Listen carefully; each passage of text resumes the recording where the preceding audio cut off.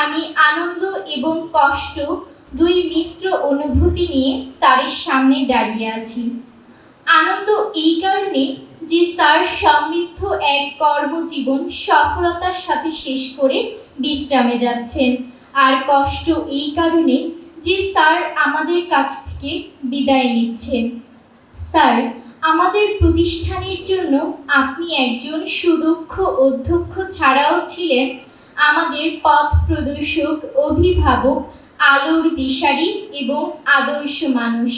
আমাদেরকে নিয়ে আপনার চিন্তাভাবনাও ছিল সুদূর প্রসারী এবং বহুমাত্রিক।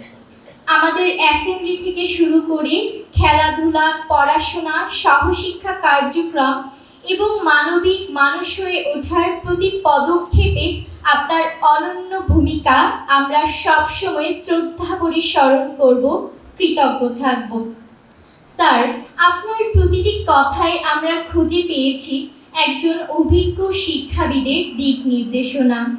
প্রিয় বিদ্যাপীঠের অধ্যক্ষ হিসেবে একজন শিক্ষা গবেষক ও শিশু সাহিত্যিক রূপে আপনাকে দীর্ঘদিন পাওয়া ছিল আমাদের জন্য চরম সৌভাগ্য।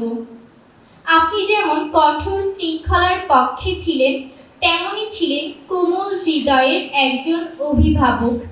আপনার দিক নির্দেশনা, নেতৃত্ব গুণ, সৌহার্দ্য, শুভাশিস, ধৈর্য, সাহস, নিষ্ঠা, শৃঙ্খলা সহ যাবতীয় গুণাবলী অনুসরণ করে আমরা আমাদের ভবিষ্যৎ জীবন গড়ে তুলতে সচেষ্ট থাকব ইনশাআল্লাহ।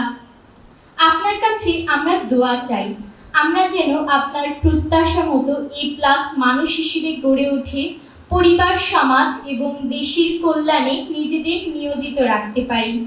আমাদের সকল ভুল ত্রুটির জন্য আপনার কাছে ক্ষমা প্রার্থনা করছি এবং আমাদের উজ্জ্বল, সুশৃঙ্খল এবং সুন্দর ভবিষ্যতের জন্য আপনার কাছে দোয়া কামনা করছি।